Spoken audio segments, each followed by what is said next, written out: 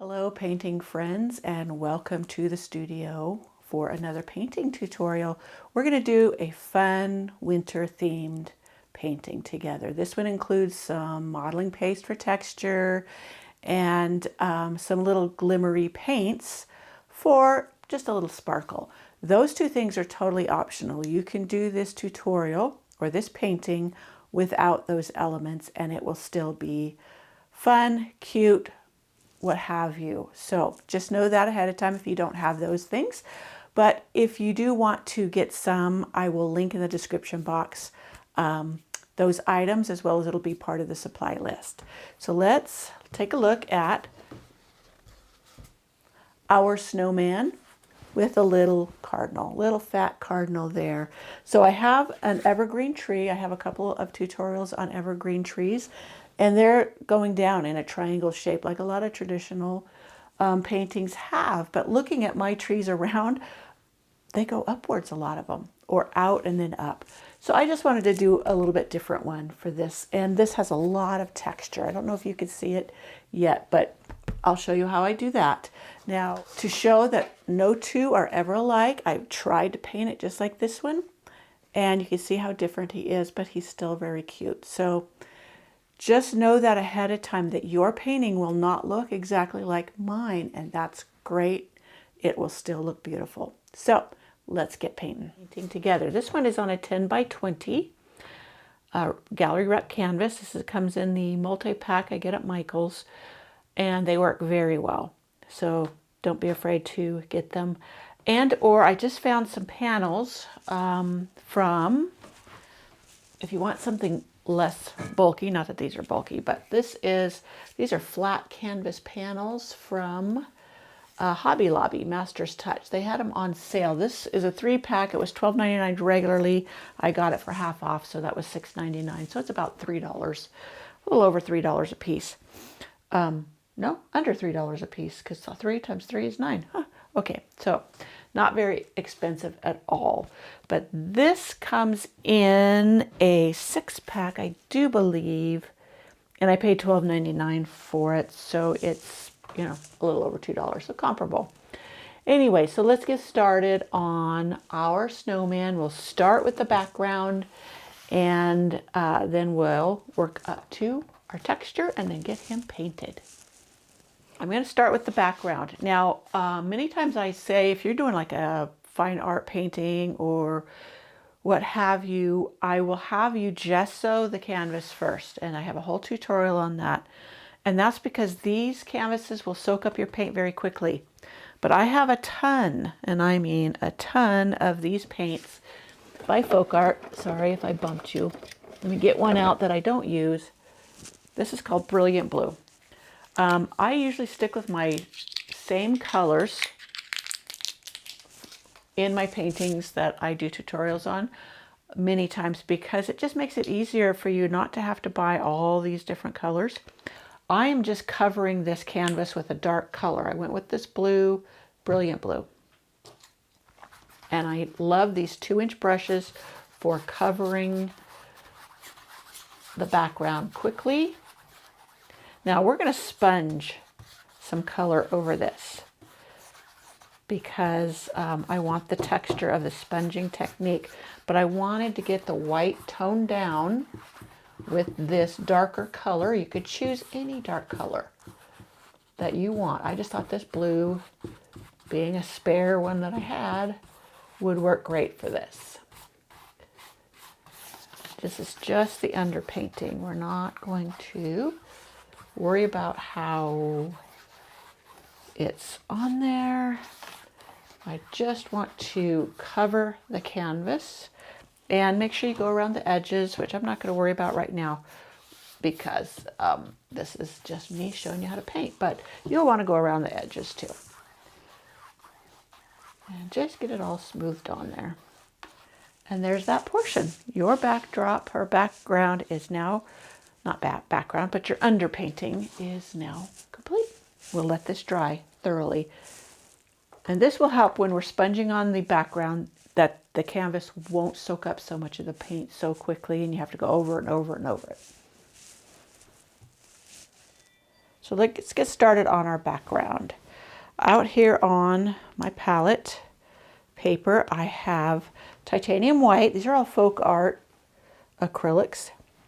You could also use wicker white, and ink spot, and medium gray, or is that steel gray? Steel gray. You can use medium gray. Now I have the gray out because I want to tone down the blue just a touch, just so it won't be quite so bright, because our snowman is going to be the star of the show. So this is a sponge, a natural sponge. I picked this little piece up at Hobby Lobby. They also have them at Michael's and other hobby stores. And I'm just going to start pouncing in our colors. And you just how it blends together on the surface. I'm going to do darker around the outer edges and then move it in a little bit. Or as I move in, maybe I'll add a touch of white. And if it feels too light to you, just add more blue. Now you see how much faster it goes because we have the undercoat of blue here. Instead of trying to cover every little bit of white of the canvas, there's already a blue dramatic background, and we don't have to sponge quite so much on it. So I'm going to add some more. This is going to take a lot of paint, and you can use a larger sponge piece if you have it. This is just the size I have, and a larger piece will go much quicker. I just like the mottled background that this provides. And you just keep on pouncing on your color. And I'll move it up a little bit. I'm trying to keep in the camera for you. Just keep reloading. I'll get some more of that. I'll try some of the steel gray instead of or I should say medium gray instead of the steel gray. It's a little bit darker. You can see that there. And I think that's what I used on my other one. Just to give it some depth around the edges, more blue, because I want the edges to be darker than the center. That just draws your eye inward. And if you want it to be a brighter blue, if you want it to be all gray, to make it more of a chilly, wintry scene, then go right ahead. More ink spot. And just pounce it in there.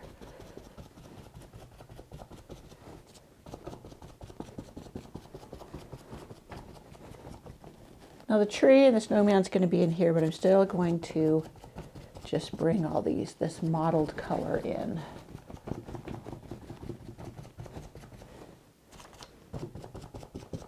If there's a spot that's too light, too dark, just go over it with whatever color you wish.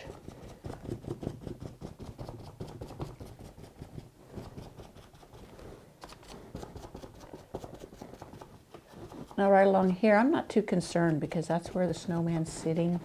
So it's not going to be that noticeable. And you just want it to blend all together.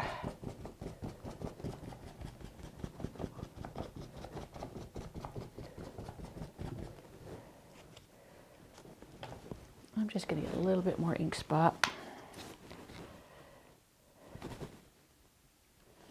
Now if you wanted to deepen the outer edges, you could add the very lightest touch of black, and that would make it very dramatic along the edges. And I guess instead of just telling you, I should show you. But let me get this worked in here.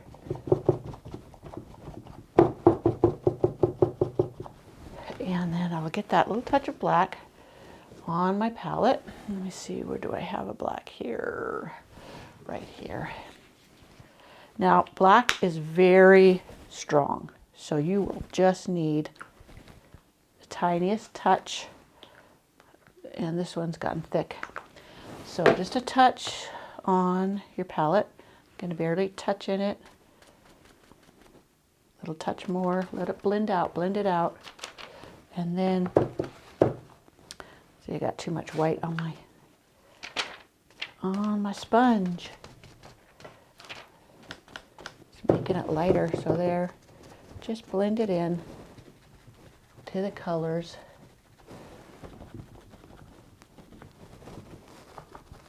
And this is totally optional. I just like to have it dramatic around the edges so it just draws your eye into the center. Add more blue and blend it in, blend it in. Lighten your touch to put down less paint.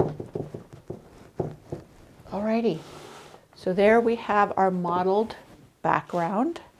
And like I said before, if you think this needs more blue or what have you, you could go ahead and do that.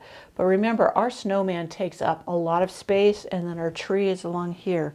So all of that may not be even visible, and what it does show will just be have a lot of interest. So put your sponge into some water, and I'm going to blow dry this so we can start our next step.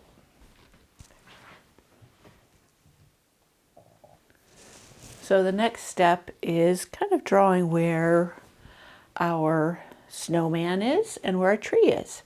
And I'm kind of at an angle here, but I wanted to show you my original. And let me see, this is mostly dry. I'm going to have the tree, let me see, how far do I have it in here? Now I just kind of drew it in here earlier. I didn't really have like a set pattern or anything, but I'm trying to get as close to my original. And I will most likely have a downloadable pattern for you. And then I'm going to just draw a couple of circles. He's coming over the tree a bit. I want him nice and big. I don't want to, give him a little bit of a gap down here. So let's, and then his head. Because I want room for his bucket hat and then the birdie. So I'm getting a little too far up there. So let's bring him down a little bit.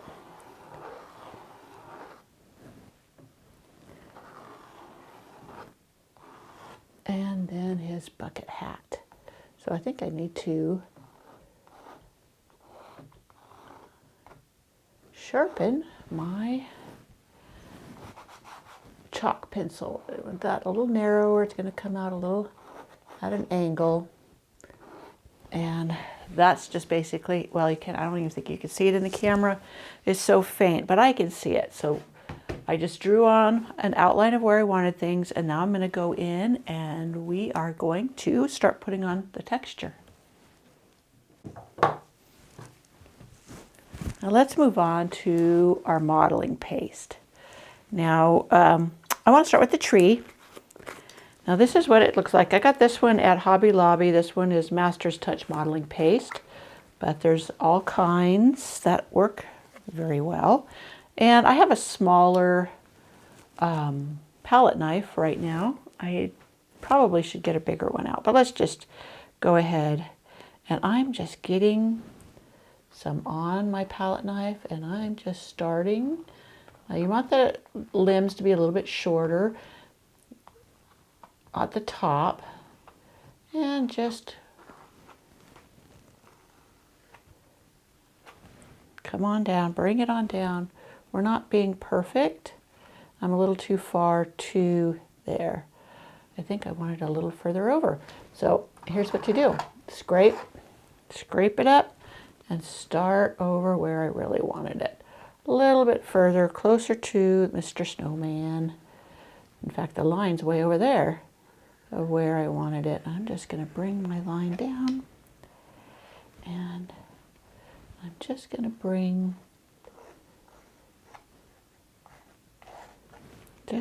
it in there. I'm not going to be perfect, just to give some texture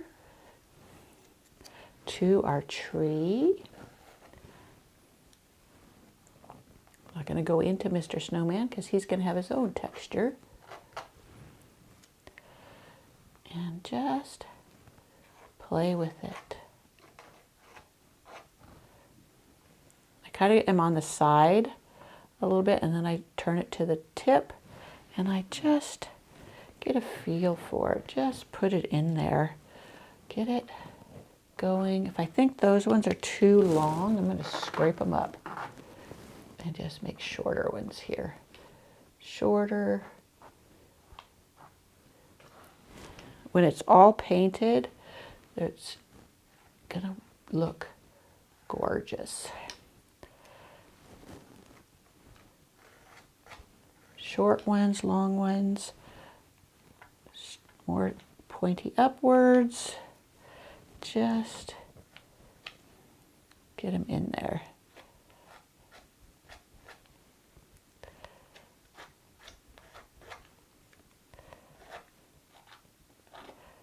Well, that's not what I meant to do, but it just scrapes out. And it'll leave it its own little texture there.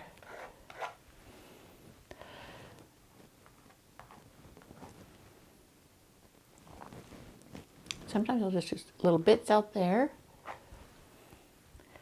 Little bits out here. And there's some texture for our tree.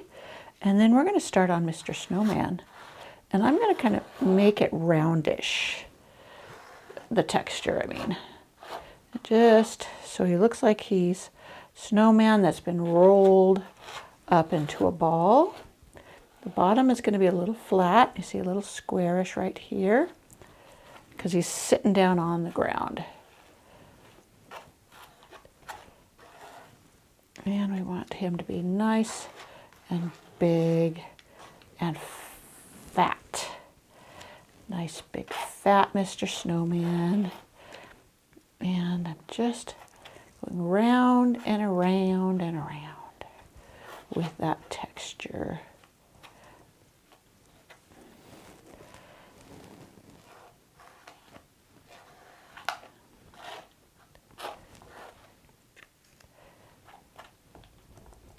You can dab some in there. Just keep them coming around. Now the hearts are going to be right here in the middle, so I'm not going to make those too bumpy, lumpy bumpy. The heart buttons. Gonna make that smoother. It's like icing a cake. It's rather soothing. Okay, and then his head. Now there's his helmet. I shouldn't say helmet, that's his bucket hat. And we're just going to make him a nice round head. Nice, very round. And just smooth his head on there. Now no two snowmen will be exactly alike. So I'm just smoothing him around. I didn't mean to get him quite so far out there. We'll see how that is. I think he needs to be a little rounder down here.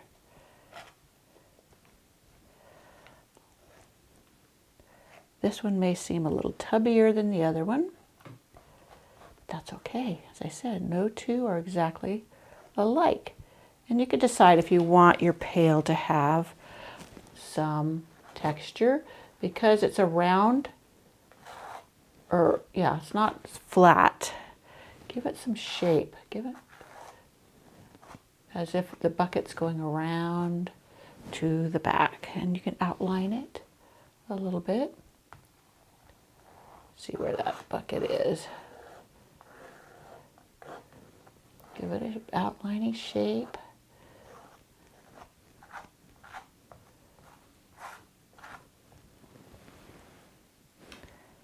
Do I need a little fatter?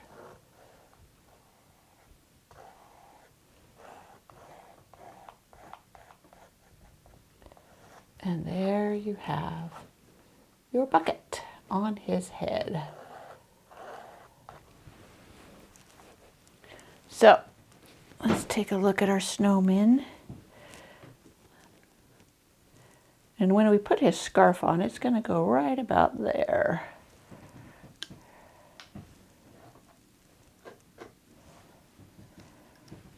So, how does that look? I think I needed to make his head a little bit less pronounced over there. And then the tree can come out just a little bit more here. Now, we need to let that sit overnight and dry. And then we will come back to this and we will add the color. See you in the next step.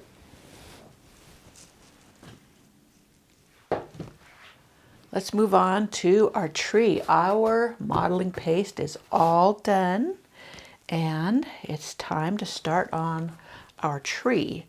Now I have my sample piece up in front of me so I can see it and kind of get an idea of what I did. Our colors of green are, this is sap green, this is classic green, and this is a mixture of wicker white and classic green and a touch of the sap green, and to make this lighter one. That's the one we're going to use last. You could also use citrus green if you want the bright citrusy color, or something. In my prior one I used Hauser light green. So you can mix or you can just use what light green you have and go with it. I'm going to start with the darkest. We're going to build up in layers, and I'm just going to start at the top here, and I'm just going to do a little narrow on the chisel edge. This is the chisel edge, upright, and bring in some of these. I'm trying to go over, not trying, I am covering over the modeling paste. Just putting it on there. I'm not worried about being perfect. I'm just putting the strokes in there. And if you want to make a trunk with like burnt umber first to bring it down and then bring the branches on top, you can do that. In fact, I'll go ahead and give that a try. Let's see. It's burnt umber. And that you have just, it peeks through. You're going to add so much green that it won't always show through, but I'm just going to show you how it could be done. And right here, I'm just following where the trunk would be. I'm not being perfect. I'm not perfectly straight. Trunks aren't, especially around here where they get smushed by snow. And there I have that. I'm going to wipe my brush out just so there's not too much. I just pinch it out. I have this old rag. I just pinch it out and I go back into my sap green. It looks like I may need to get more. And I'm just pulling those colors in here and there. Start out narrower at the top and then get wider as you come down. Some of the areas don't have the modeling paste, and that works just fine. You can add, go ahead and mix in some of your classic green. And if you didn't like that being so wide, you can go over it with the sponging and bring the blue back in. In fact, I will show you that in a bit. Look at this in here. I'm just using the classic green. I'm getting a little bit of the burnt umber in it, and that works just fine. Some of them don't even have to connect to the trunk.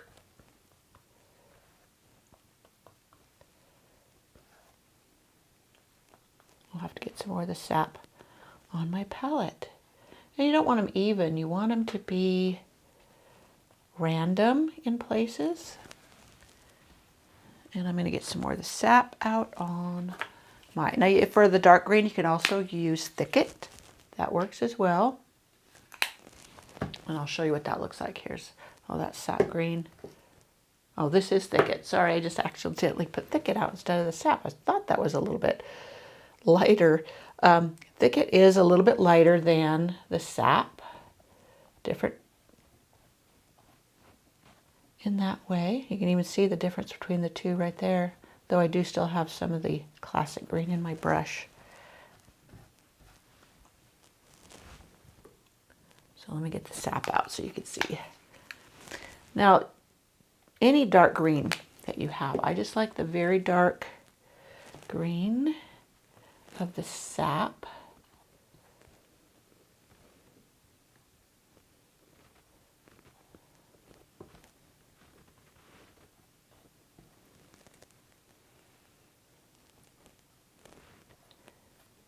And I will come in with the Dragonfly glaze that I have because I love that sparkly touch.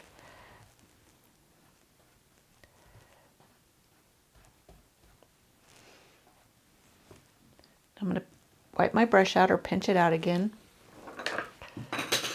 A lot of times I use paper towels for that, for pinching it out. And I'm going to go in with my lightest green.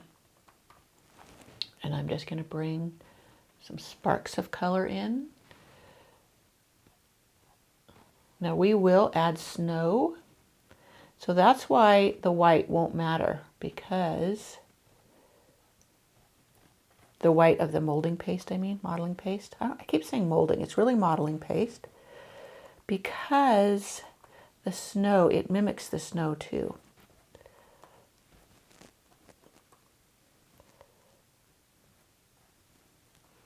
And if you want to add like a Y off of some of the branches, you can. It gives it a little character.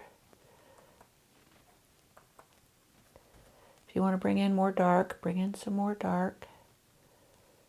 And it doesn't have to be perfect. Perfection is not allowed. I really like the trunk showing there, but I'm going to come over it with a little more green so it's hidden a bit more. And just bring in some light.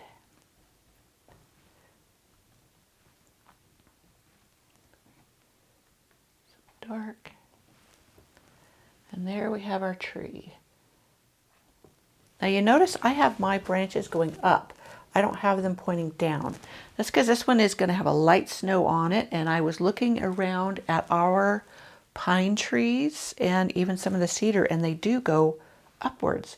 Now this is a little more dramatic upwards than some, but I wanted to emphasize this, and it's a little bit different tree than a lot of the fir trees, or I should say the two fir tree tutorials I have on my channel and blog. Okay, so there we have our fir tree planted in, and I'll show you my other one just so you can see how I do have it narrower at top. This one I have thicker at top, but it doesn't matter. It all works. Oh, I kind of got out of the camera. I'm sorry. You see down here where I just continued on down. But here is my original. You see how that one is? Actually, this tree is a little bit wider. I have him a little bit bigger here, but it all works. So don't try to be perfect and don't try to exactly match. Just go with it and have fun. And every single one will be different. Yours will be different than mine, and that's completely acceptable.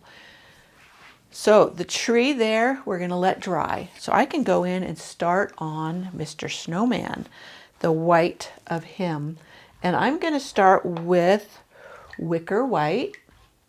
And you could pounce this in with the sponge with a warmer white, so you get a lot of different texture in there. But I think I'm just going to go with a paintbrush as soon as I get it all cleaned out. This is the 3/4 inch, by the way. These, I use a lot of the Donna Dewberry one-stroke brushes. This one comes in a 10-pack. That's usually around $15, and these last me forever. This set I've had since 2016. So that tells you how long they last. They keep a good edge, and I really like them. So let me get this brush good and clean because I don't want any of the green to get into the white. So I mostly have it clean. I might get a little bit, but it'll be okay because I can go over it. So That's titanium white. You can use titanium white for this, but I'm almost out, so I'm going to use wicker white, which is just a little bit, I want to say has a touch more yellow in it than the titanium, but when it's the only white on here, you don't really notice that. So that being said, I'm just going to go in here, and you notice how with the modeling paste, it really just blends in. And I'm not worried about the rough edges. That's just all part of the character of this painting. And I see it picked up some green from the tree, and I'm not going to sweat it. That can be gone over in a bit.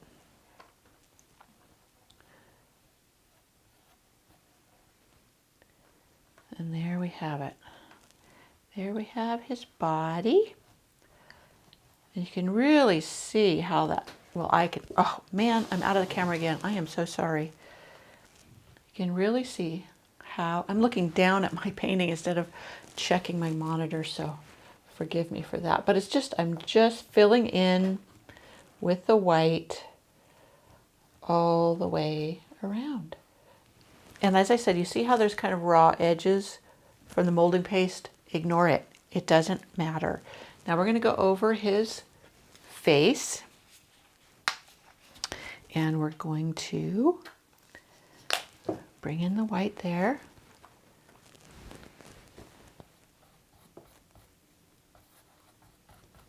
And fill in where the molding paste hasn't.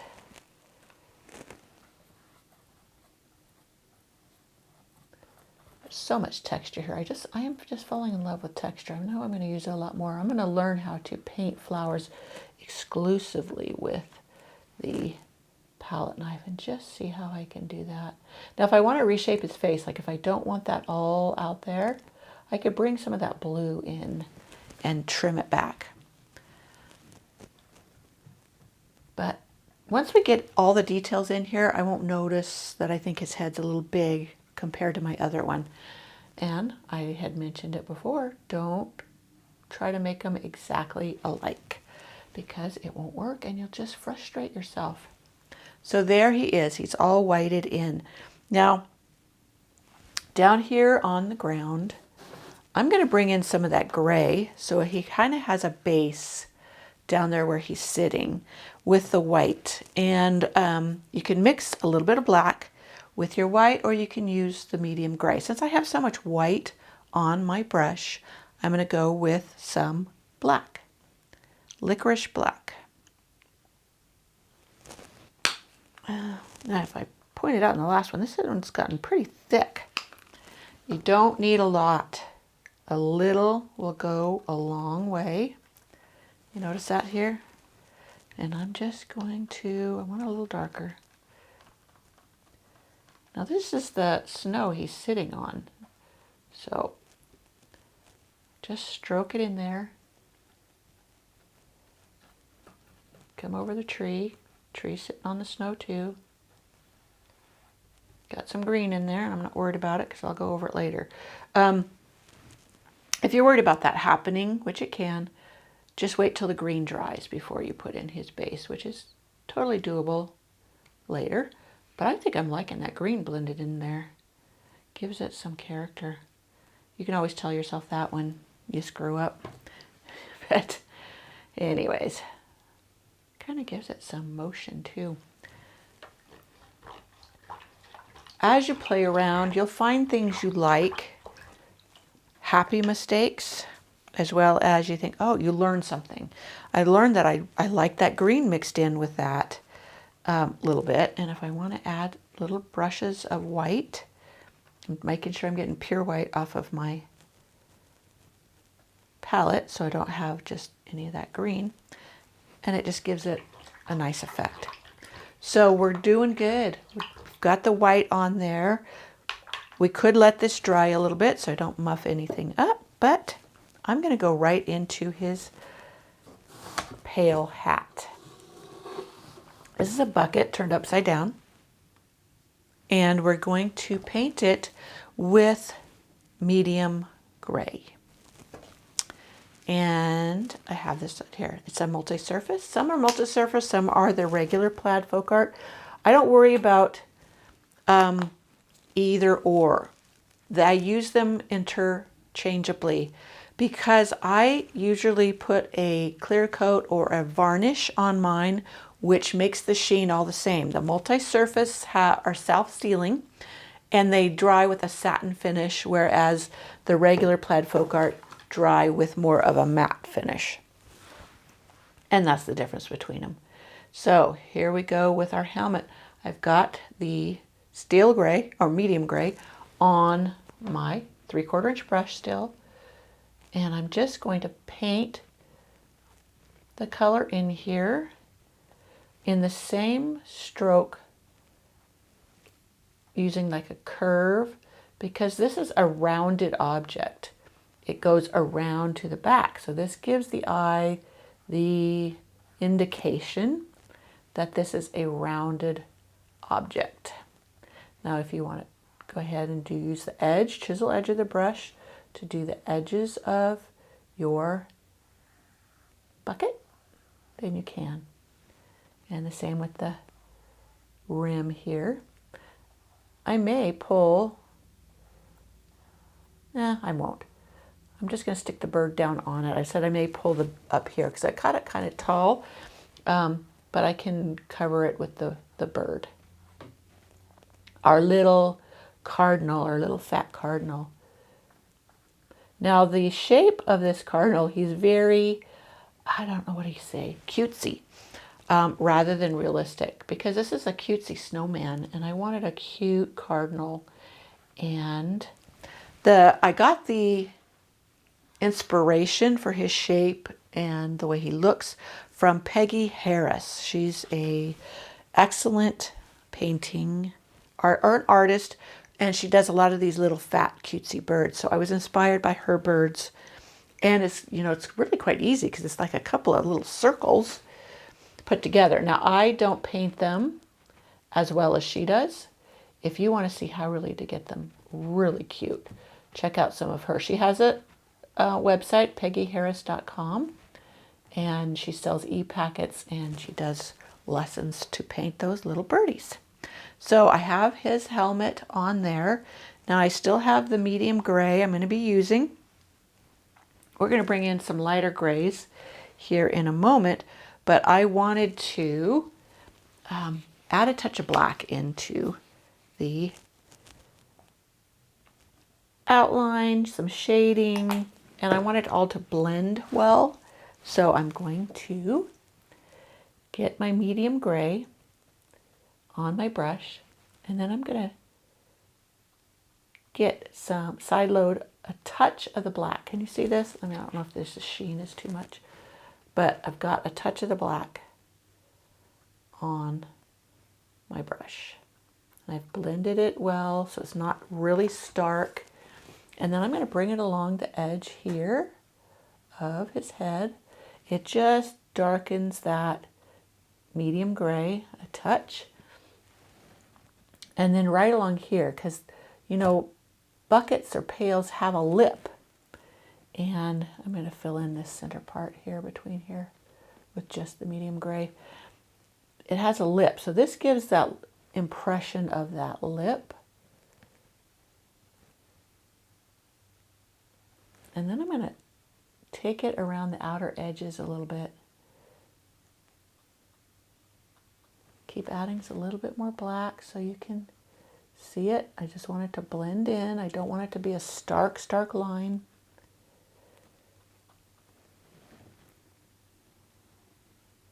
That's a little too stark, but I can blend it out because the paint's still wet. And then I'm just going to give this little pail a little circle here and a little circle there. So you get the indication that it is the bottom kind of facing us. Now a good portion of that will be covered by the bird. That's okay, we know it's under there. So his little hat, or his little bucket, I'm just going to dab in where I've got white still peeking through.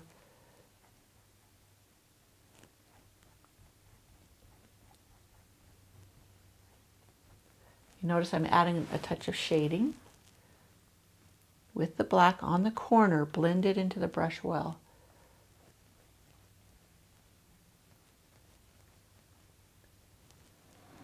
Alrighty, I'm going to wipe my brush out. Now I'm going to get just the black on the edge.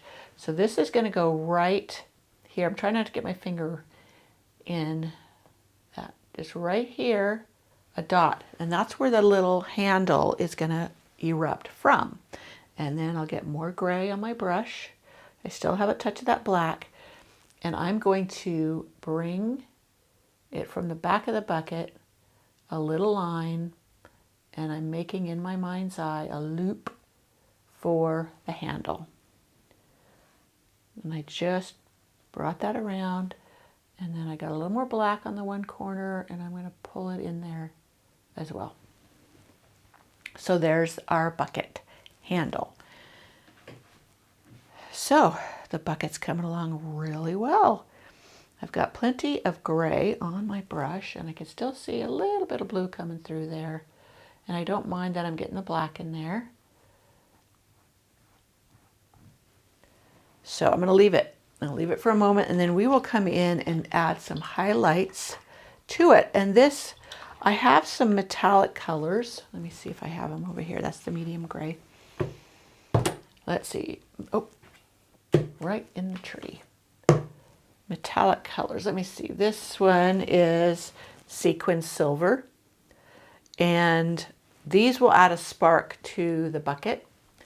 And then also, like I said, the dragonfly glaze I will use on the tree. But I've got to let all of this dry now. I'm going to whip out my paint, my blow dryer, and I'm going to blow dry this so it can be good and dry for the next step.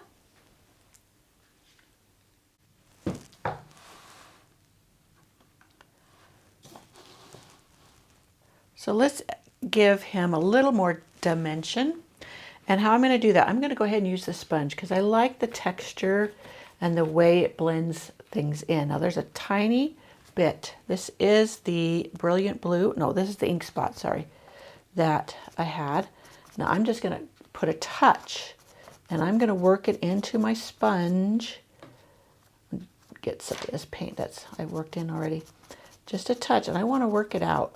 And what I want to lighten it. And what I'm going to do, it's still a little bit dark, so I'm going to turn my sponge this way where the lighter over here. And I'm going to just tap in along his one side and maybe a little bit along the front, making sure that green isn't touched. And then right underneath his, where his little scarf will be, still too much, so I turned my sponge to a dry spot, and it's lifting some of it up, but it'll have a little shading underneath of his scarf.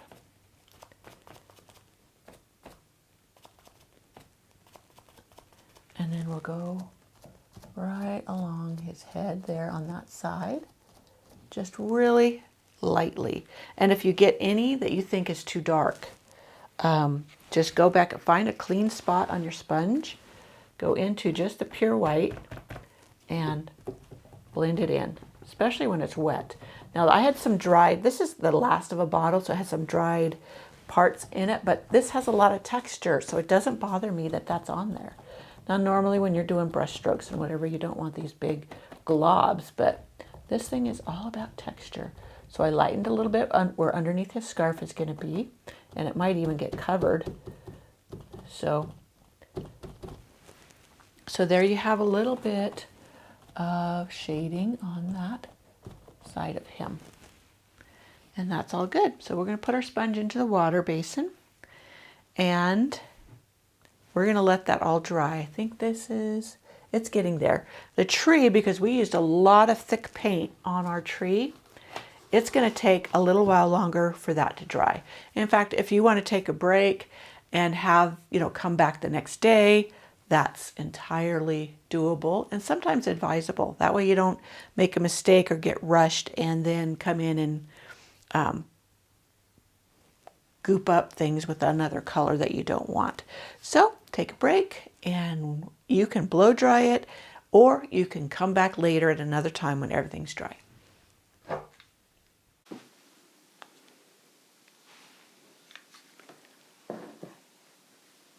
So let's start on our little cardinal bird. Now I have out here two colors. I have engine red and apple red, and that's what I'm going to put on my palette to paint our little birdie. You see, kind of chalked him out. He's mostly like a circle, and I put a little peak at the top for his peak on his feathers on his head. And we're just going to get in here and start with, I'll just put out engine red first. I often reuse these palette papers when they dry. I'm just lazy too about changing. I'm going to use the 3/4 inch scruffy brush on this. You could also use the sponges we have been using, and or you can paint him in with a paintbrush. You could just paint him around. So I'm just going to start with pouncing in my little birdie right around the edges. I'm going to leave the spot where his wings are so I can see where that is. And I'll put them in, and then I'll finish up the rest, just so I don't lose my place of where he is. So I got his little round head and his body. This is where one wing starts, and etc. Just gives me a border line there. So we'll brighten him up once this dries with some of the apple red. And right now I'm going to go ahead and put in his wings. Now I'm going to I could add a touch of burnt umber or black to kind of give me where the shading of his leaves, the top of his leaves. I don't want a lot. I want him to be red. So I'm just taking my brush. This is the number 12 flat. You could do a number 10 flat. But it just gives me a little bit of an outline so I don't lose the definition of where his wing is. And it's just what I need to do. A lot of people could just come in here and bring his wing and not worry about it. And you see how it's just shaded a bit on the top.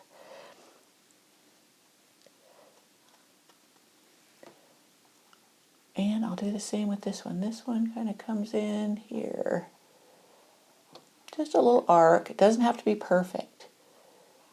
And then this one out here. And then I'll just fill in the red there.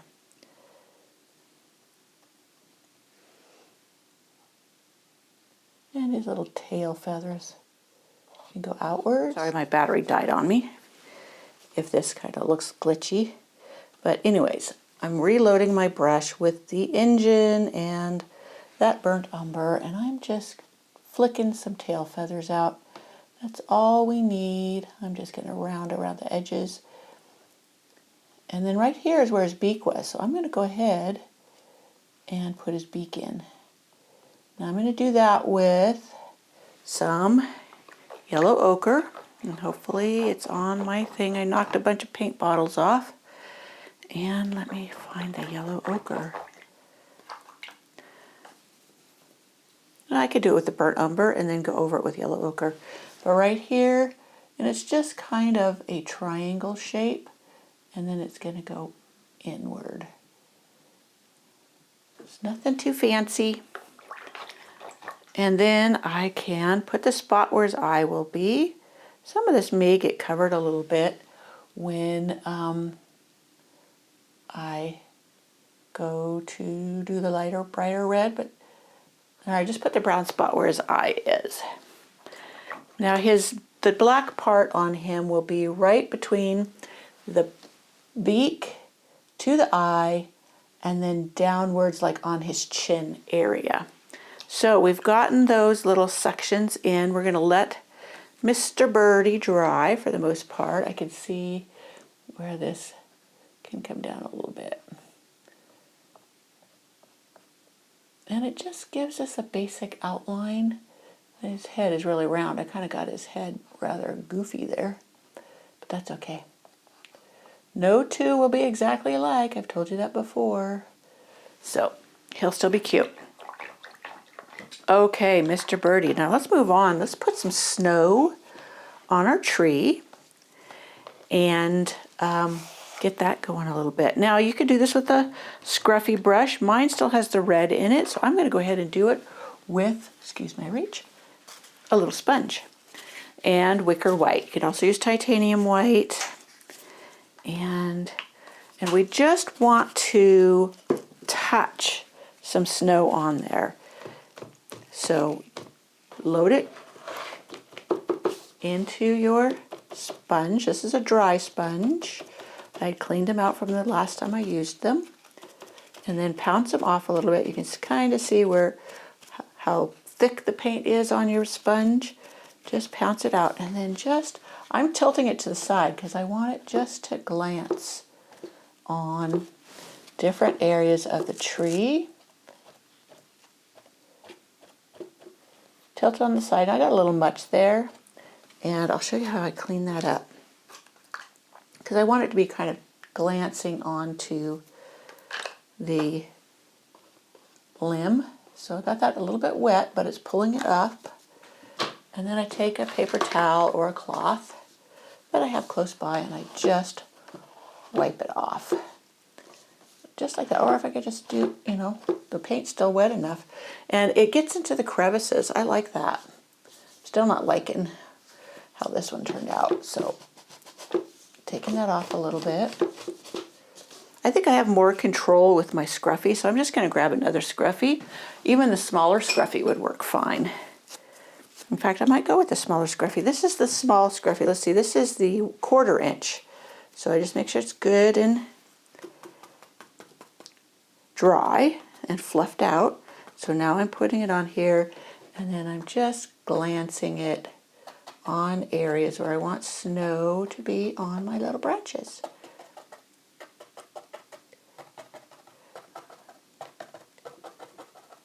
Of course, where the modeling paste is showing through. A little bit on the top on one side.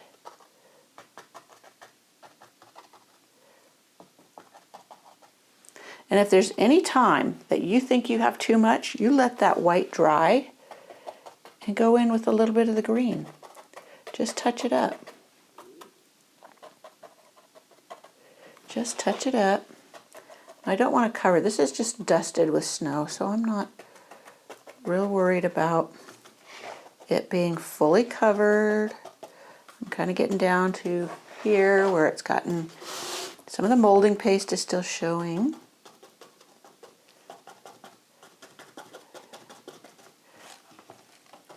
Modeling paste. I keep saying molding. Modeling paste. So I'm good with this snow. Got a little bit too much on my brush there. It's okay. I'm going to wipe it out, and I'll pounce back over it.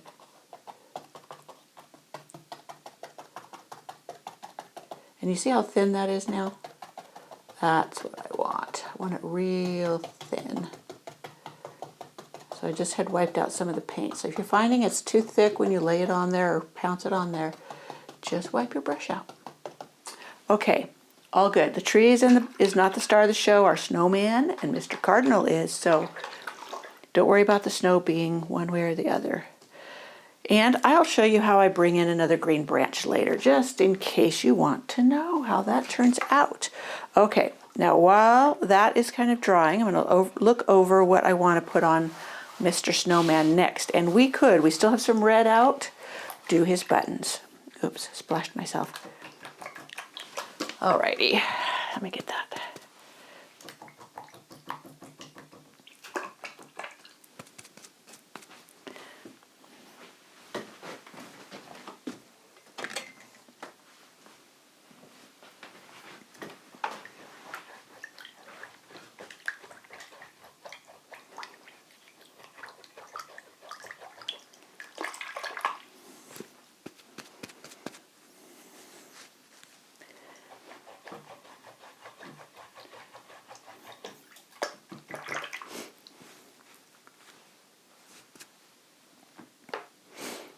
Okay, now I'm just going to make my heart heart buttons with my number 12 flat. Let me get some more.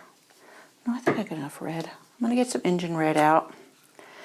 Now you can undercoat with a darker, like a burgundy wine or something, to really get the coverage, the depth of color. And many times I will do that. This is still the engine red. And let's get, since he's focusing on the buttons, let's pull it up here a little bit. Okay, so let's say we put a button here. And what I do is I just kind of make a couple of dots, a few dots, make a triangle. And then I just do a couple of comma strokes.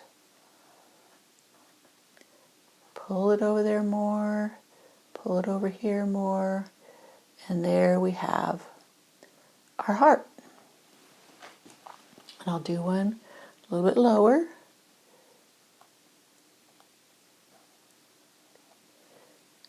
It's never perfect.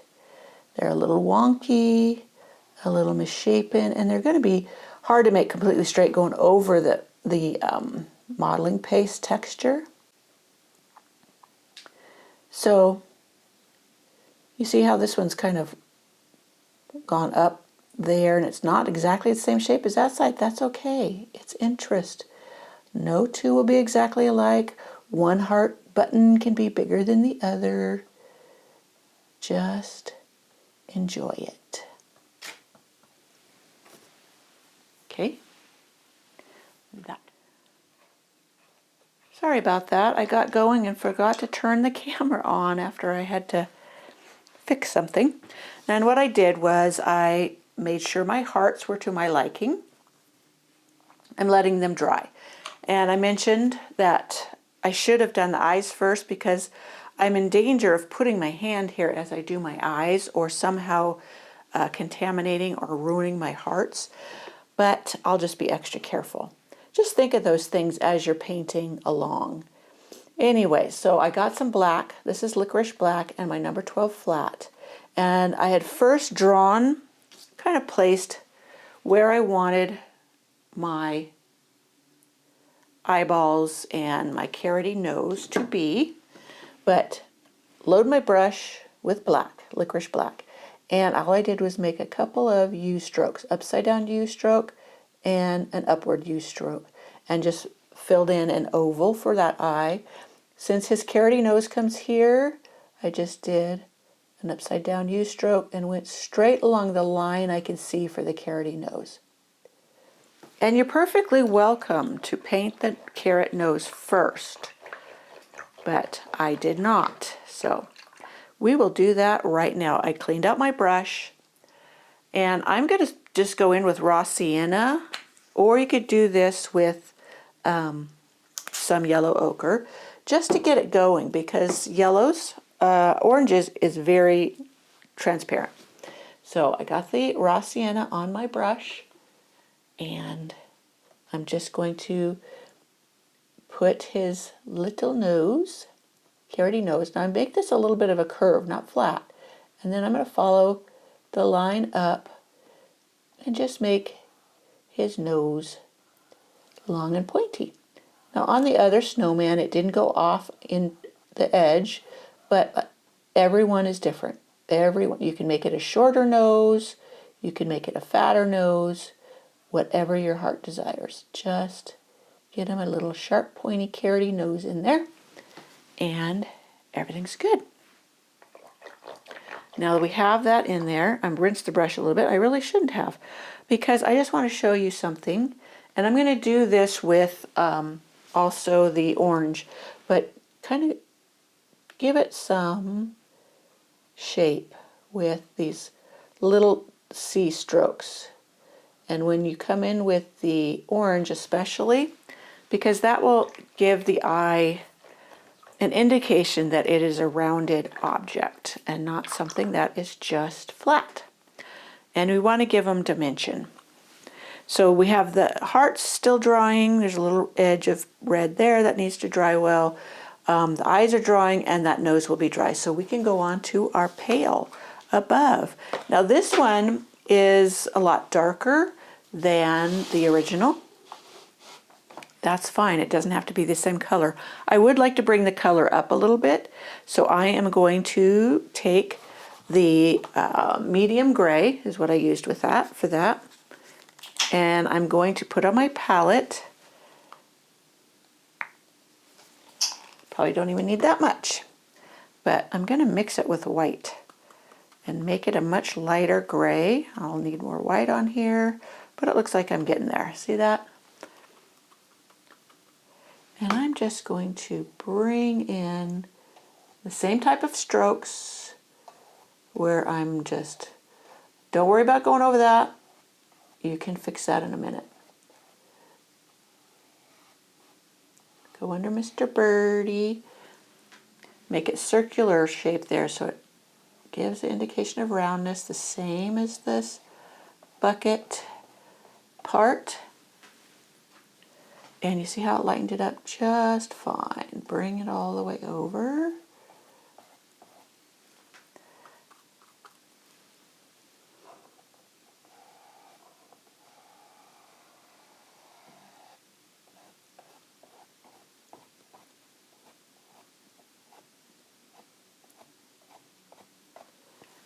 Okay, I'm liking this. Put the lighter color in the seam of where that, well, let me see, what do I call it? The seam of the lip of the bucket would be.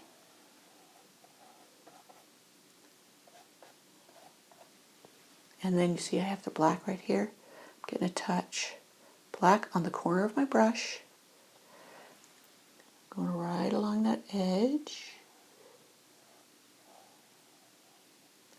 And I'll make the upper edge. Now I've got a lot of texture on there, so it's kind of making it hard to get that in there, but it's fun to work with it. Now I've got just the gray on my palette, and I'm just going to bring that in there a little bit. It's a little bit darker than the blend that I had,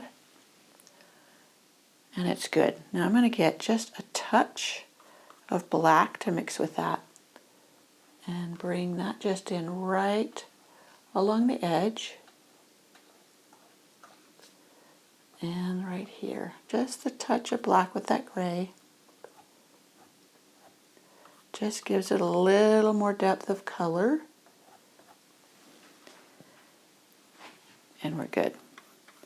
Now I'm trying to pick up a little more white. Looks like I'm out of white. So let me grab the white, reload my palette. Now when we put the shimmer on here, it's going to lighten it a bit, so don't get too crazy with getting it light. But just I wanted a touch more white just to bring in some light highlights right in the center, making them rounded, and it blends in a bit. So there we have a touch of light in the center.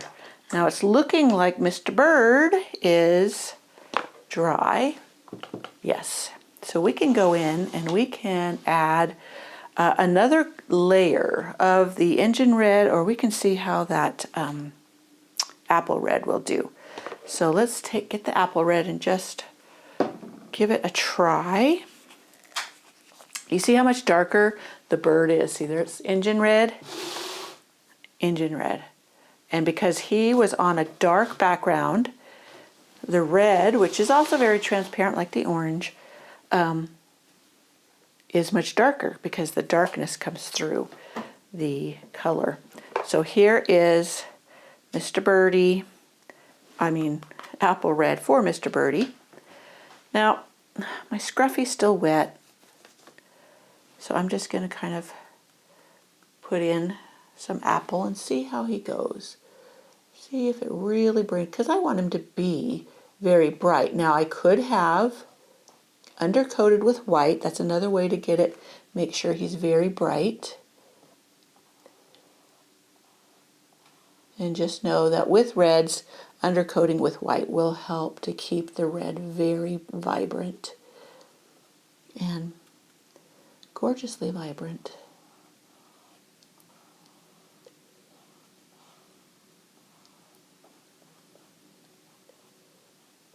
I don't know if that burnt umber was dry enough.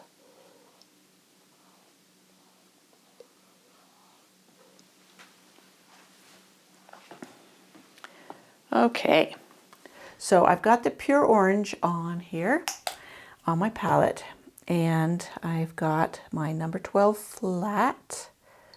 Oh, one moment. My number 12 flat's over here where I rinsed it out. Okay. My number 12 flat, and I'm going to load it. Let me put it here so it's in the camera for you. Number 12 flat, pure orange.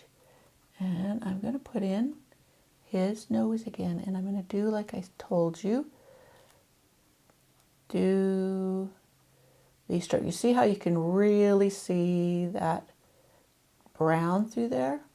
Gives it the depth, but we're going to have to go over it a couple times and or bring the color up with yellow ochre to get a real bright orangey nose. So there we've got him. Rinsed out my brush a bit. I could have just pinched it out. And I'm going to go into the Cardinal again. Not the Cardinal, I'm sorry, the Engine Red. I'm thinking of Mr. Birdie up there. And I'm just going to put in the hearts again. Just the same strokes. Doesn't have to be, you can just fill it in any way you like. Try to stay within the lines. Your hearts will keep growing. I have a tendency to do that just so you, oops, make sure we're all in there. I have a tendency to get impatient, so I need to take my time, fill up the heart. Now, if you only wanted to use the Engine Red for the hearts, so they're a little bit different color than Mr. Birdie. They're going to be different anyways because of the undercoat, but that's fine. Use what color red you want. You can make them black. You can make round buttons or anything like that. Use a black and burnt umber and make charcoal chunks. Any of those things will work just fine. It's your snowman. Make him your own and just enjoy painting on him. So, let me see, is Mr. Birdie dry yet? Still a little bit wet. I could possibly pull him up if I did not take my time. Now, I'm going to just do the white dots on Mr. Snowman's eyes. And where you put him really kind of is where he's going to be looking. So I want him to be kind of looking up.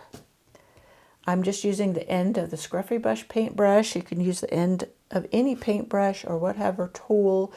You could use a stylus if you have one. I do have them, but usually this works fine for me. Dot it out on your palette paper. See how big your dots are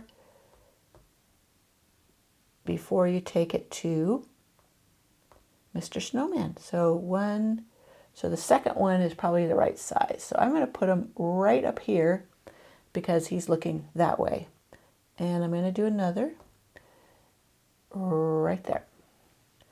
So you see how now he is looking upward. And those will work just fine. The black doesn't need another coat. It is fine and dandy in there. So we kind of need to wait, or we could start on the scarf. You know what? I'm going to show you, like I said, I was going to do with the green. I'm going to do the sap green. And I told you that on my tree, that right here, I thought that was just a little too thick. So what I'm going to do is I'm just going to take, and if you wanted to take the blue background color, you could do that too. And I am just going to pull that in there like that. And it diminished that color. And or, what was the blue we used in there? I don't remember. Do you? I'm too lazy to go look back on the thing.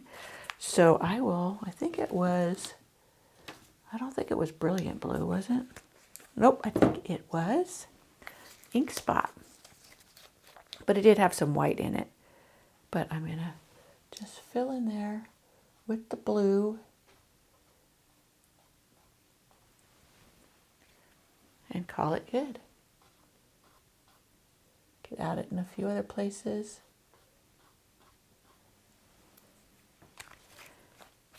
Works for me.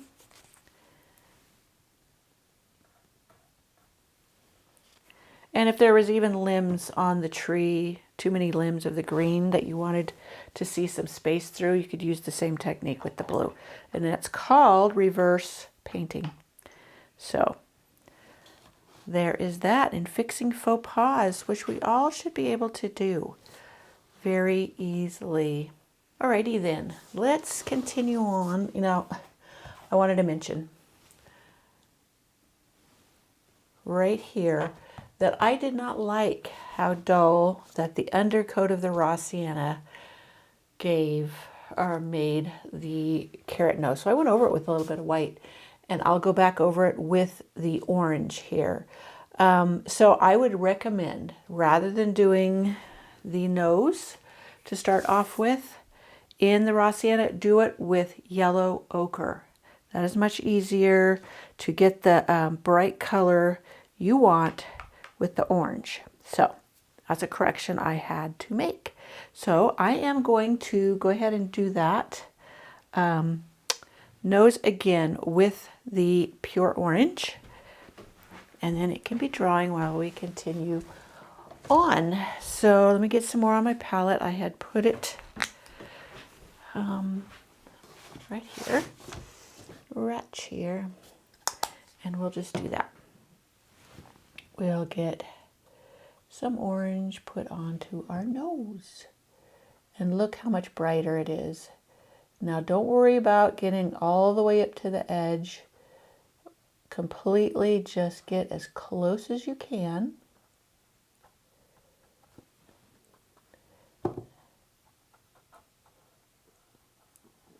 For the most part.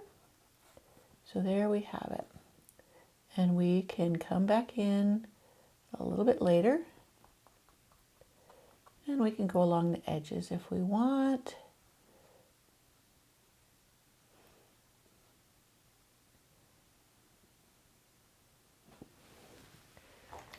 Yes, much, much better.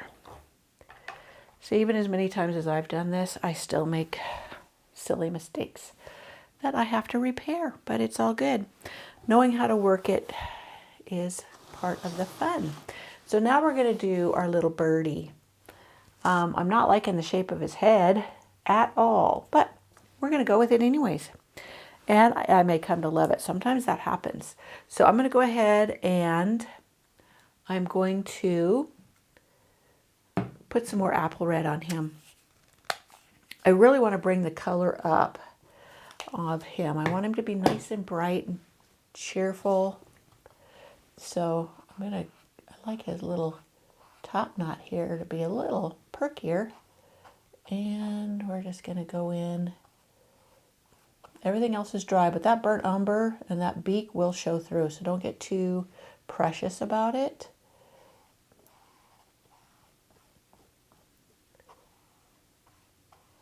And you may leave some stroke marks in there. That gives texture.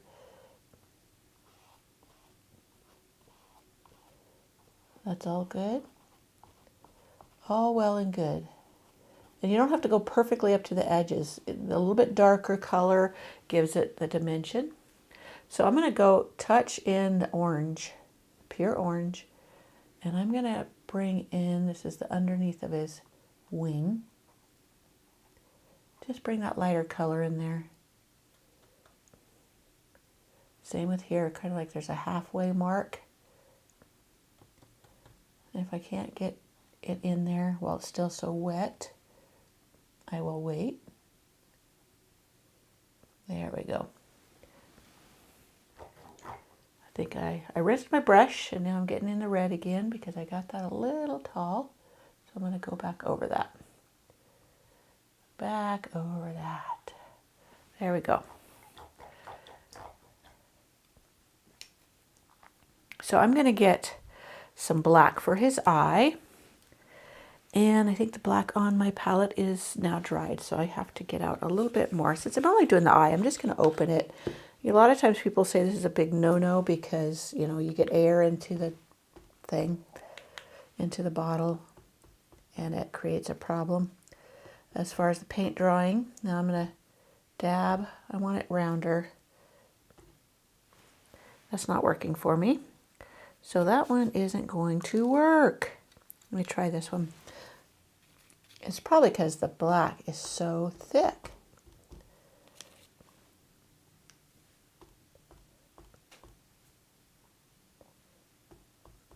Okay, I'm going to just put it on there and make a little circle by going round and round with the brush handle.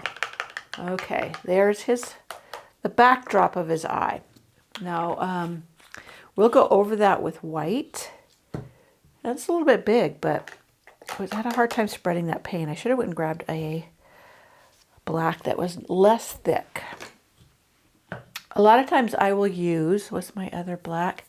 The Ceramcoat black. That one is a little more liquidy. That's the one I especially like for doing lettering with the paintbrush because it is so nice. It flows very well and it's very dark still. Okay, so I'm going to do his little beak. Now I am going to get my yellow ochre for this. Oh, no, it is right here. Okay, yellow ochre. This is one of my go-to colors that I always have in my stash because I use it so very much. Alrighty then, for this, I may grab the liner brush. And let me grab that. Just because I want to keep the lines very, very thin. I'm trying to find my liner brush that goes with this set. Oh well, I have another one.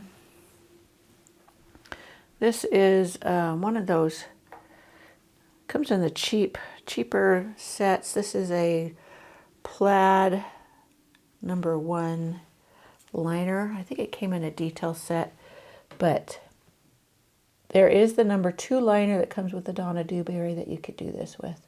Just get the tip full of paint and then roll it and pull so you have a nice sharp point. And I'm just going to outline his little beak and then do this. It's a little arc there. So it looks like his mouth is open.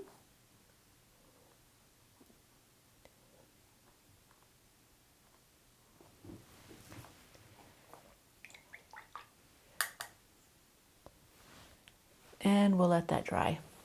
I'm pretty sure I'm going to let that dry. Let me see if I go in it with the orange.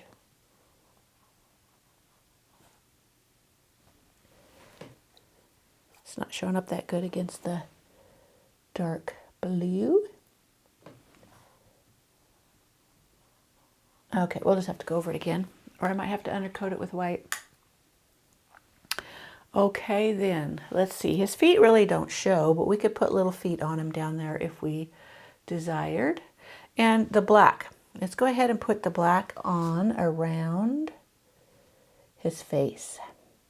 So I just went into this black I had here. There was plenty of water in my brush. And it kind of comes above his beak, back to his eye. And I'm looking at my other piece down here, and then it comes down at an angle, kind of like he has almost a tuxedo front on. Black is very opaque and very intense, so don't worry, it covers well. So against that, you really can see the beak a little better. Okay, so let's finish with him for now. Let him dry so we don't go into anything and make a mess.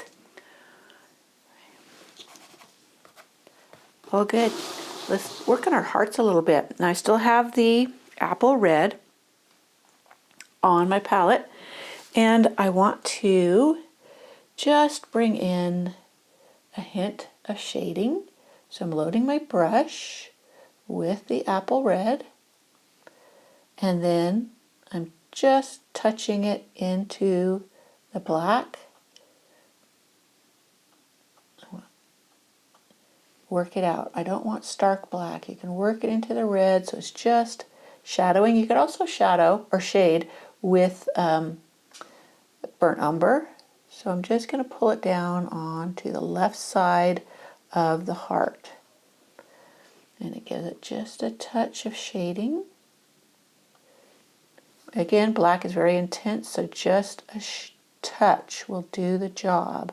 And you see how it's fading into the red? It's darker by the side of it, and then it fades into the red. That's what you want. You want that touch of shadow or shade. Shadowing is on the outside. Shading is on the inside. And I have a tendency to call it shadowing no matter where it's at. So we're back in the apple red. I have a chunk there I don't want. So I loaded my brush. This is number 12 flat with the apple red. And then I'm blending in some of the pure orange. I don't want it too orangey. I just want the color, the red, to be brought up a little bit. And we're going to do this along this side. And that will provide a highlight to this side, lighten it up, brighten it up a bit, without turning it pink. So one more time, get a little more orange in there if it's not showing up, and bring it along this side.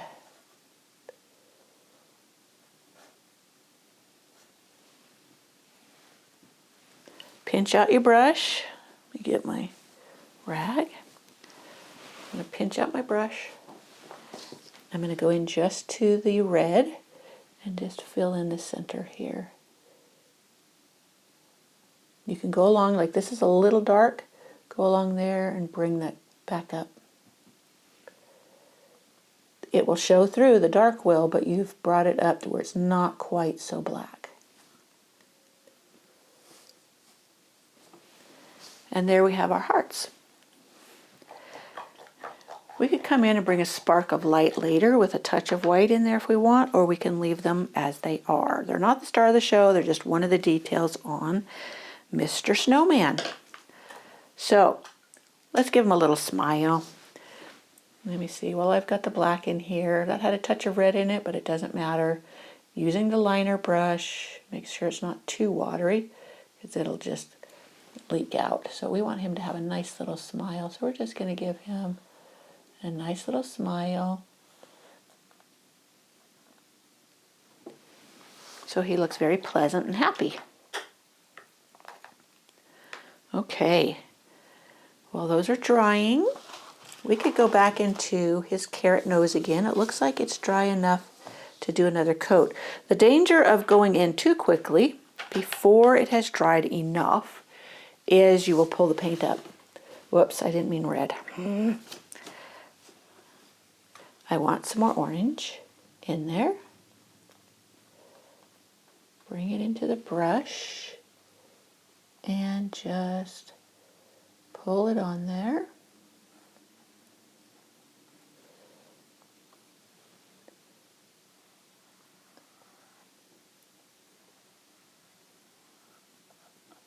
Now there's so much texture right there, you don't get a sharp point, but it still looks like a nose for him.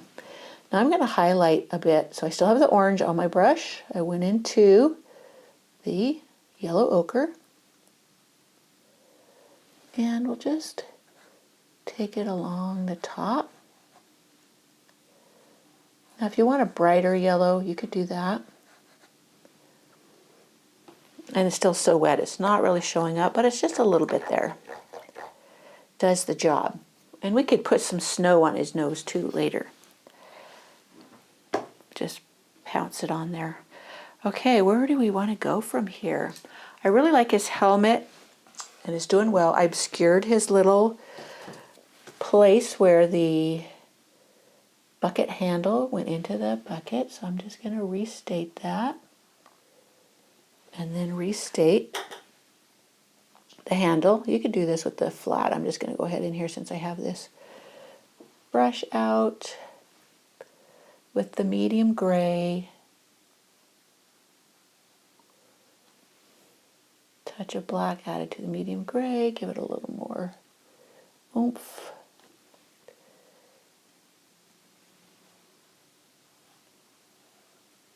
Try not to get your hand into the wet paint. So this is where I will add some of the metallic paint. Now you could go in and just add a touch of highlight if you don't have metallic paint. This one is sequin silver, which I'm putting some glitz on this. The texture and the glitz is something I haven't shared before in paintings or the snowmans. I have a few snowman paintings. I have snowman face, I have a simple fast snowman, and I have a snowman couple where it's a couple. But here I'm just adding a bit of that glitz right in the center. And I'll add a little touch behind Mr. Birdie. But I'm not doing it down the sides, just right in the center, just to bring that forward and add a little spark. I like that. Little spark. Now we are going to give him a muffler or scarf. And on my other one I did blue. And I'm not sure I want to go with the blue. Well, we might as well. It's a good contrast. I had thought maybe I'd go with the green just to bring the green in a bit more. But you choose. You could do the one that you would like to do. You could do yellow, you could do orange, you could do pink, you could do whatever. I'm going to use Look at Me Blue and just give him a nice, pretty scarf. Hopefully I can find another bottle since I'm low on that, or I'll just have to bring in another color. Okay, for this one, I'm going to use the 3/4 inch flat. I like to use as big a brush as I can when I'm painting, because then you're not having to go over it and over it and over it several times. And you learn how to manipulate your brush and control it better if you use the largest you can. So here we're going to just go along here. I gave him a little indentation with the palette knife when we put on the texture. So we're just going to go with that. Let's bring it out of here a ways.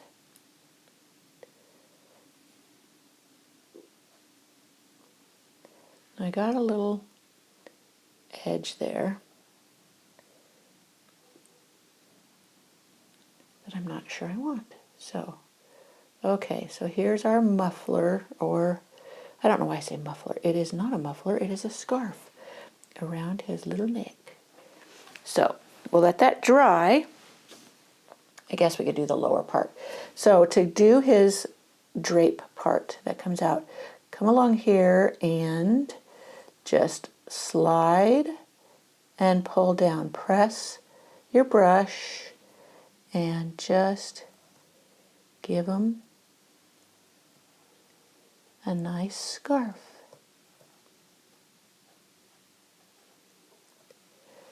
Now we'll come in and go over that. We got to let it dry for a bit. Okay, so we got a scarf there. We put the glitz on. Now everything on the tree is dry. So we can put our dragonfly glaze. Let me see what color this is. I checked online to make sure they still carried it. This one is green, gold, red shift. Oh, I don't think I used that one. No, that's not the one I used. They have different ones. Let's see. The one I used was blue, green, gold shift. Yes, I wanted the blue, green, gold shift. And I'm running out of clean spots on here, so I could use a spot up here. On the palette, it doesn't look like much of anything, but using a clean brush, it's dampened, and this has a lot. This is Dragonfly Glaze is a color changing top coat. So it adds, as you move the painting, the colors that show forth in the glitz, I call it glitz, glitter of it, have that blue-green tone. And in one way you look at it, it looks blue, more bluish, and in another way it looks more green. And that's what we're putting on our tree to make it nice and sparkly and fun. Especially, whoops, almost it went into the metallic. I don't want this to be silver, I want this to be very special. I love it on my other tree. So we're going to let that dry and leave it be. So what next? Oh, we can go back to Mr. Birdie. He has dried sufficiently, and we can check on him.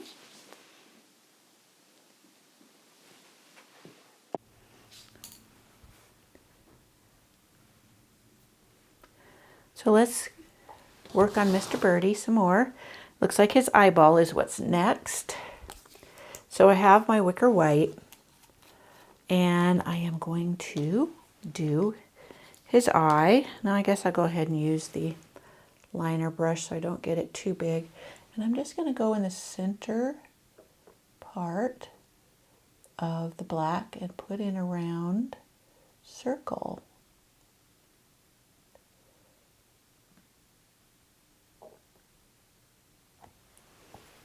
It's just fine. That works good. So we're going to leave that as it is. And I'm going to work on his beak. I'm going to go ahead and outline his beak a little bit in white. It's just not standing out enough for my taste. So I'm going to get a little white and brighten it up. Ooh, my brush was too wet. One moment. Let me dab that up.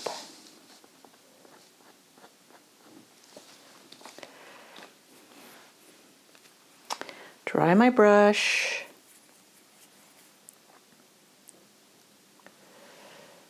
Bring it out.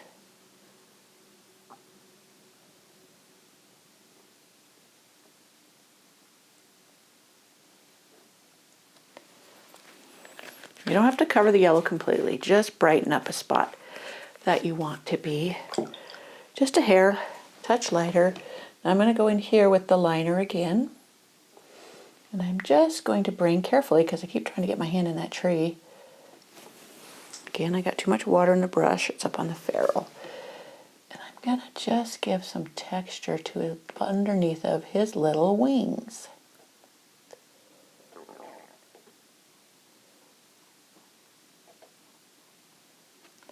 A little bit of interest.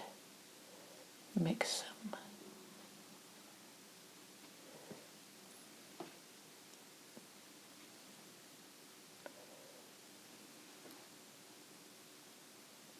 Don't try to be perfect. See, it's got a little bit of red in there. It's okay.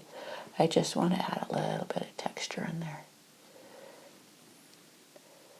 I'm going to go into his tail.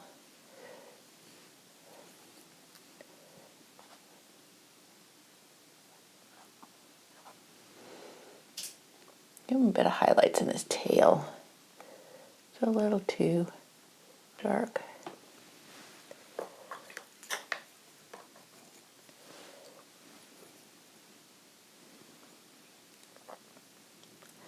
Still not really pleased with his head shape, but I want to make sure you can really see he's got a little tuft right here without making. Alrighty, back to our birdie. So I am going to finish him up. Let's get the black for his eye. I've already burned through 2 batteries, so that tells me I'm getting this a little bit long-winded, and I need to get it finished for you. And I'm missing my black. Oh, there it is, right in front of my face. All right, I'm getting my liner brush and I'm loading it with a touch of black, and I'm just going to fill in the white around the white till it's just a rim. Now my other birdie, I just used the back of a paintbrush. So there's that, and we will put in his beak, which I'll make it yellow ochre. And I think the white really will have brought it up. Too much water. That seems to be a bad habit I have. Let me pull it up with a dry brush. Yes. Okay.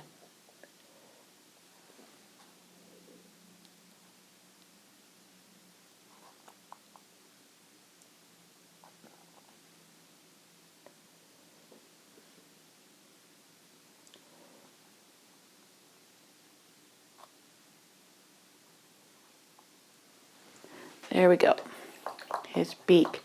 He looks a little ornery. He doesn't look as friendly as my other guy. And his wings are a little bit longer, but that's okay. A little bit too long of wings. But no two are exactly alike.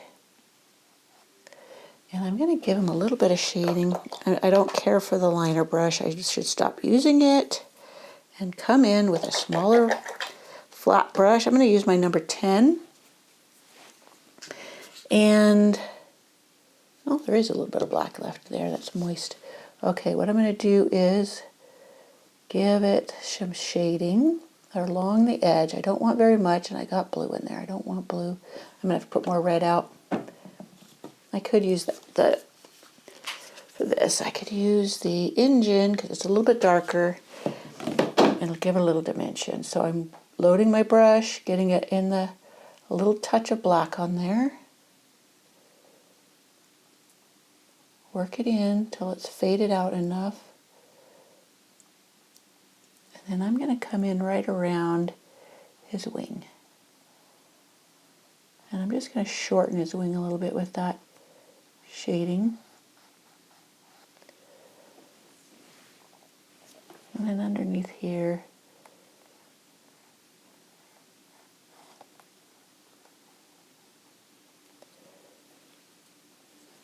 and then right along his base, just a little bit at the base of his tail.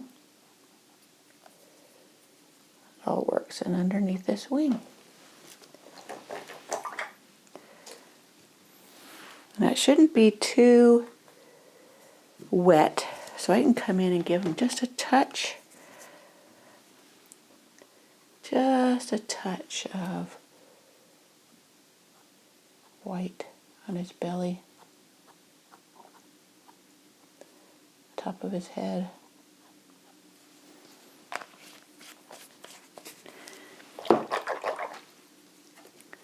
And I'll go over it with apple red.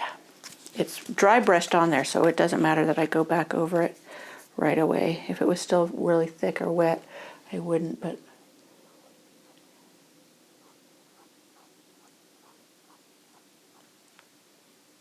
whoops, I meant apple, but that's okay. The engine won't hurt it any. You see how you get that touch of highlight there? Okay. So underneath his nose, we want cast a touch of a shadow. So I have my brush, it's damp, and I'm getting just a touch of that black. And you could do this with burnt umber too. Just casting a shadow under his nose.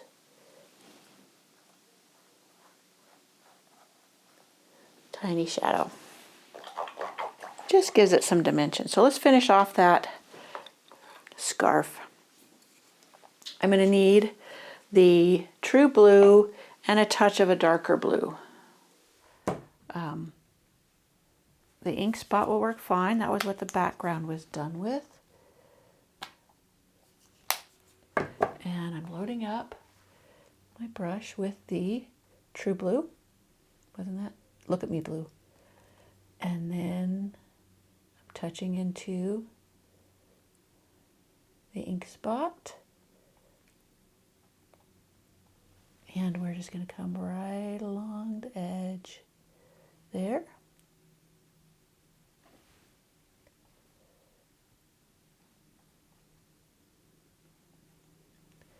And we'll go right along the edge on here.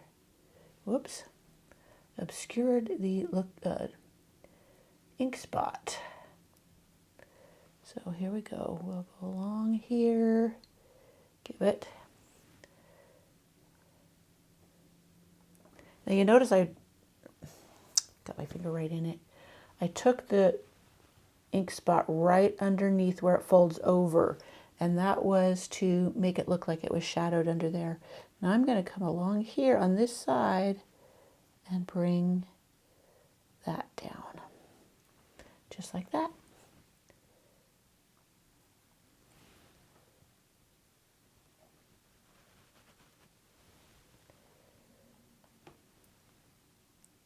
A little bit more.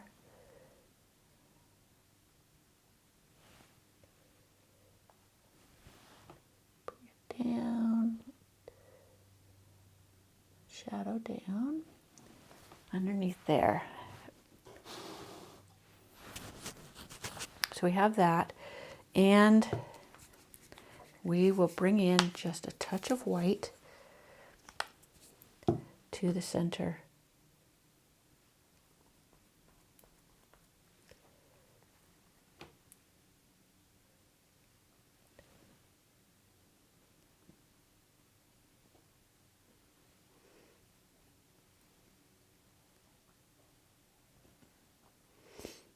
And I especially want it on the curve.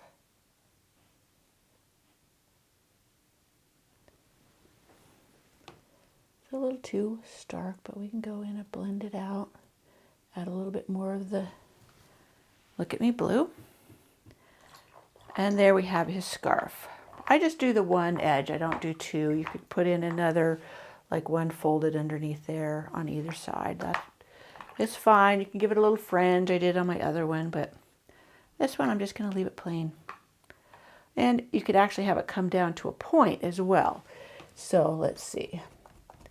Just a little bit more Look at Me blue on there.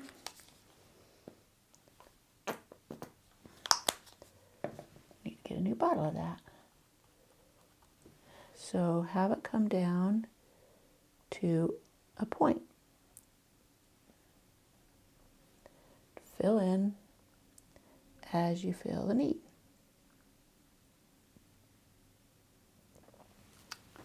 So it feels like it's got a little more panache.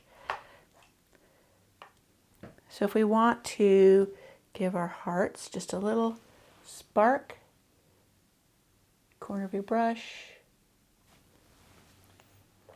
do a little dot, a little comma stroke. Now let's look at our snowman and see, we need snow on his nose. So we get our little scruffy that we used earlier, pounce in the white, and just give him a bit of frost on his nose. Could also do that to Mr. Birdie. He can have a little frost on his head.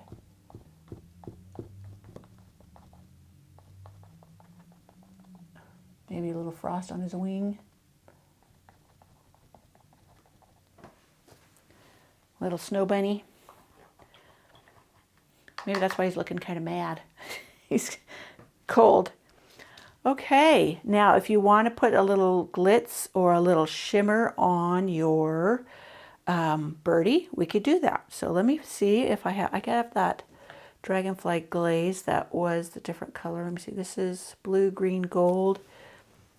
And this was the green, gold, red. So I'm going to use this one just to put a little shimmer on Mr. Birdie. Oh, I've got to take the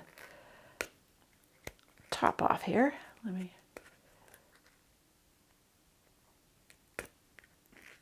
Now there's other shimmers. There is, not shimmers, but there's like glazes, etc., color shifts. So, go with what you find in your local craft store. Folk art has different effects that you can get.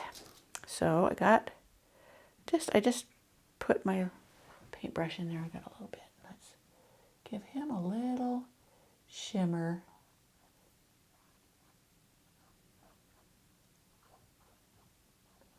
Just because he doesn't want to be bland. So there is Mr. Birdie, our Cardinal snowman. I think that's it. Now, when it's all dry, if you want him to be all glossy, then you varnish it with a gloss varnish, and then he'll really pop.